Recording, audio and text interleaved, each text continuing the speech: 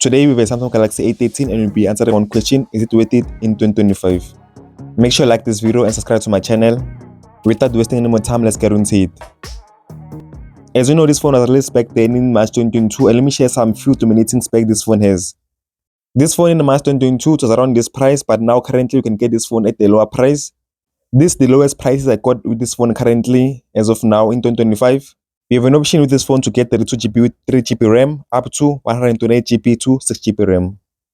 At the bottom you have your 3.5mm jack, Type-C port and also a single speaker.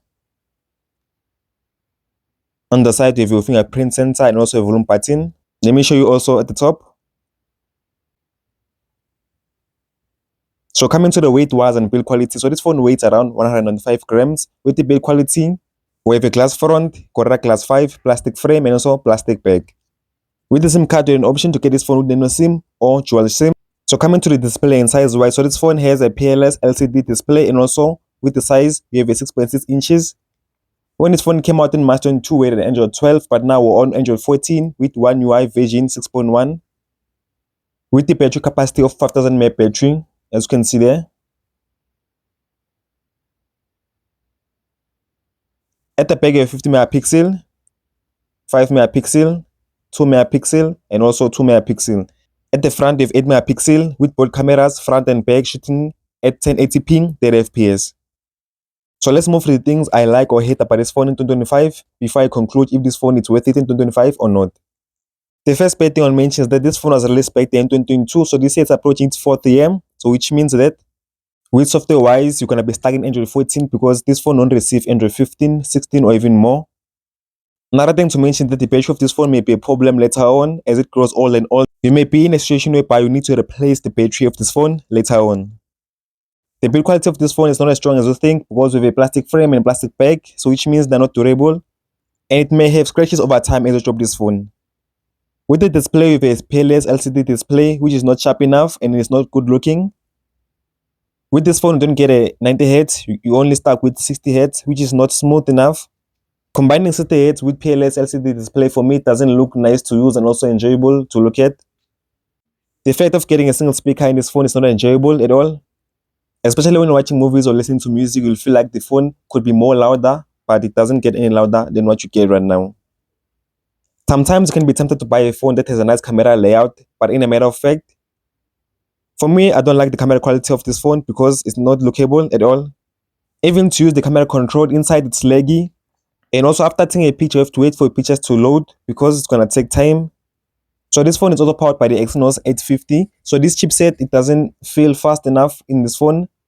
This chipset is not fast enough and also it's making this phone to lag a lot. Sometimes you can find that you can go to Chrome or Google and sometimes you have to wait for things to load in this phone. Sometimes typing in this phone can be too laggy.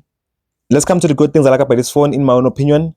The fact that this phone has 5000 mAh battery, it's making this phone a little bit better in terms of battery wise. Sometimes I find myself lasting one day with this battery. Also coming to the best feature I always liked in this phone is the fingerprint sensor. The fact that this phone has a fingerprint is so much appreciating because while you can get inside this phone quicker with just a fingerprint.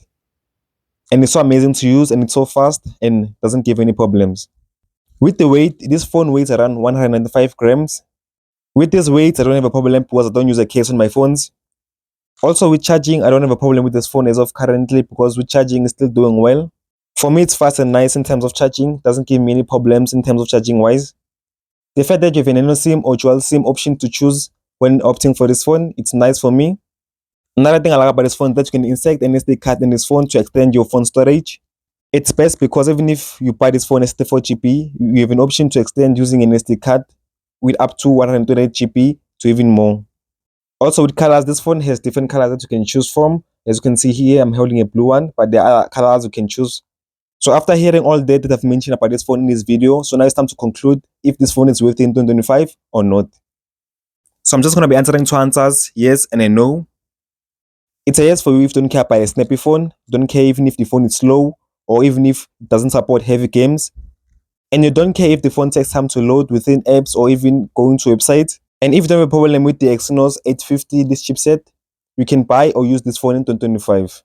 So it's going to be a no for you if you want a quick phone that is snappy and that doesn't lag or stutter, that support heavy gaming and nice camera quality and also that has 90Hz or more. So I recommend you to not get this phone because this phone is not for you in 2025. Thank you for watching. Make sure you like this video and subscribe to my channel. See you on the next video.